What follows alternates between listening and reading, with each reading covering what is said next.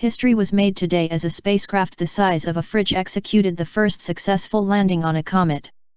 The European Space Agency, ESA, confirms that at about 16 hours GMT the unmanned Philae space probe touched down on the surface of Comet 67P at the landing site known as Agilkia. The comet and spacecraft are 510 million kilometers from Earth, so the news of the landing took 28 minutes to reach Mission Control Indiana Darmstadt, Germany. The day before the landing, the 100 kg Philae was turned on and its batteries charged for the first time since leaving Earth. There were some initial glitches as the batteries warmed more slowly than anticipated, but the spacecraft soon warmed up to its operational temperature. As the Rosetta mothership carrying Philae maneuvered into position, Mission Control carried out flight checks on the two spacecraft, sent command updates to Philae that allowed it to navigate autonomously to the landing site, and cleared the landing maneuver after a series of go/no decisions with the lander declared ready for separation at 2:35 GMT.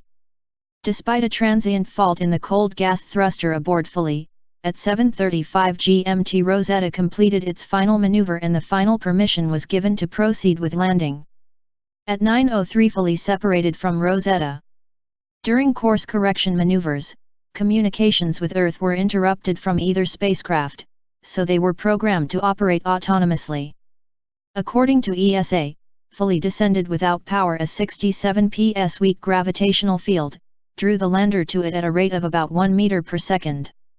On contacting the surface, drills on each of the lander's tripod base bored into the surface and a thruster on top of the spacecraft pressed it down to keep it from rebounding, until the harpoon on its undercarriage could deploy and anchor Philae in place. Launched in 2004, Rosetta reached 67P by a circuitous route involving 3 flybys of Earth, 1 of Mars, and a long detour out beyond Jupiter as it built up enough speed to catch up to the comet.